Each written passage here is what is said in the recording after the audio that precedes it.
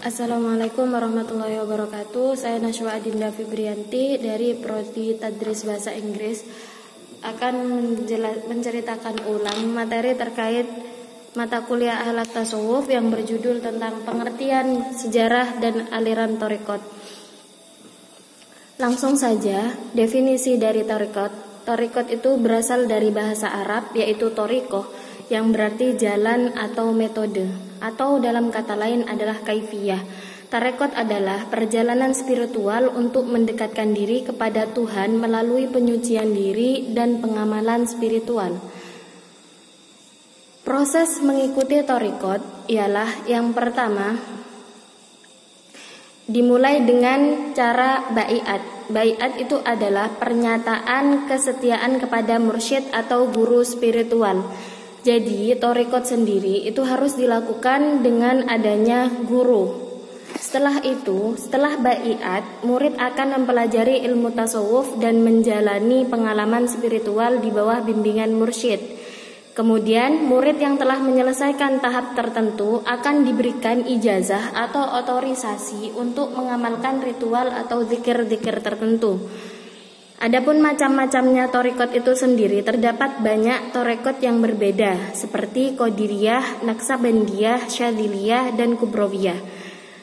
Thariqat yang mu'tabaroh atau yang sah bisa diamalkan, artinya mu'tabaroh itu bisa diamalkan, maksudnya masuk dalam standar hasanah, adalah thariqat yang memiliki silsilah atau rantai spiritual yang bersambung hingga Nabi Muhammad SAW dan tidak bertentangan dengan ajaran Islam.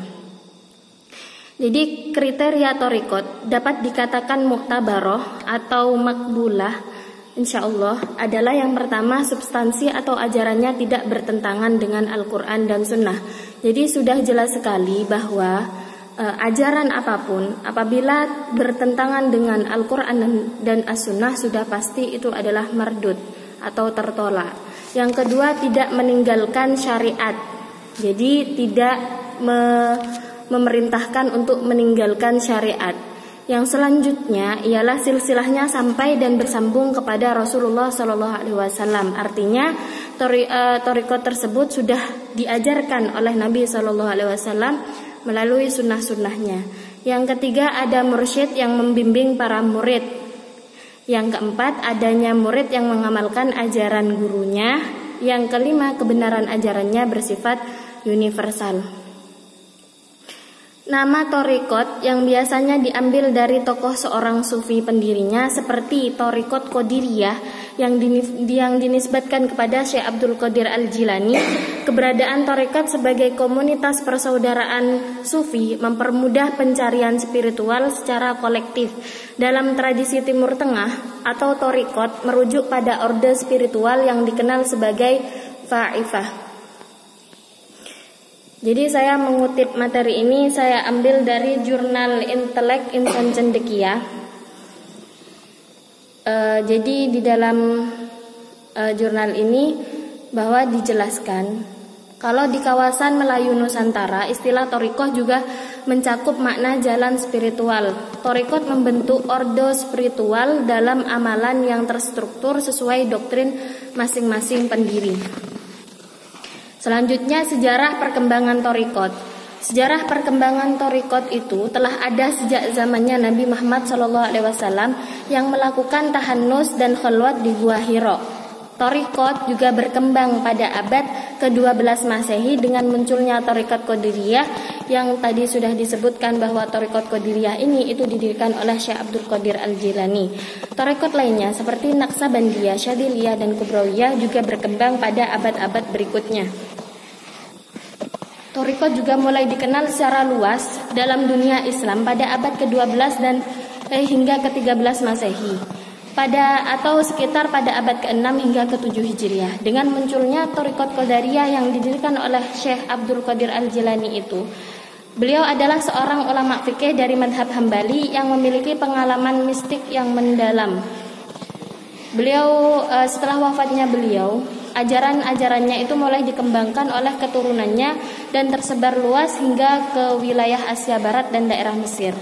Thariqat Qadiriyah itu juga mengikuti corak tasawuf Sunni sebagaimana yang diajarkan oleh Imam Al-Ghazali. Meskipun thariqat mulai berkembang pesat pada periode ini, tapi embrio keberadaannya telah ada sejak abad ketiga hingga keempat Hijriah dengan munculnya beberapa aliran tasawuf seperti Malamatiyah yang didirikan oleh Hamdun Al-Qasar, Taifiyah yang merujuk pada ajaran Abu Yazid Al-Bustami, serta Khazzaziyah yang berlandaskan ajaran Abu Sa'id Al-Khazzaz.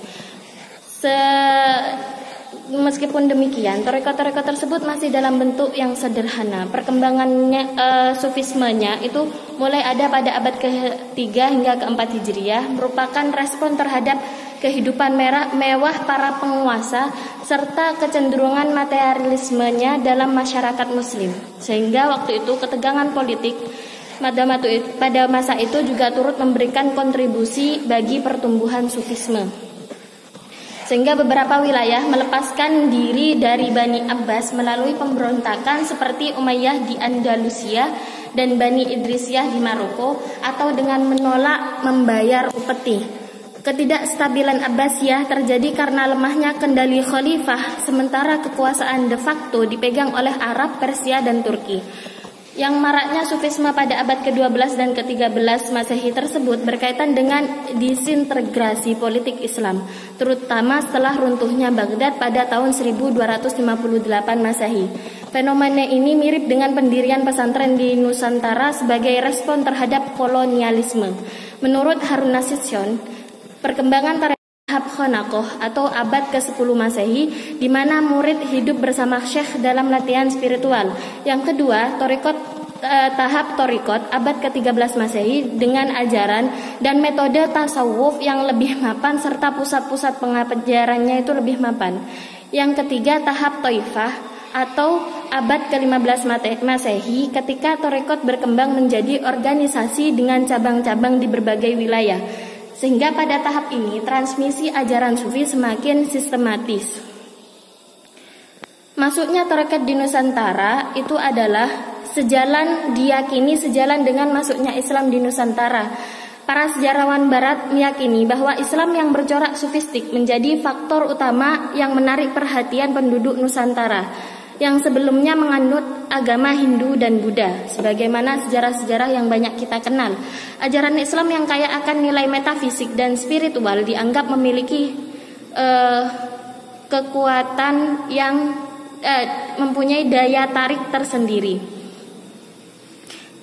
Setiap thariqat memiliki metode unik dalam mencapai kesempurnaan spiritual. Tujuan utama thariqat seperti yang sudah disebutkan sebelum-sebelumnya bahwa membawa ketenangan dan kebahagiaan sejati. Artinya murid menjalani pendidikan jiwa melalui baiat, robitoh, muraqabah, dan suluk dengan zikir sebagai materi utama.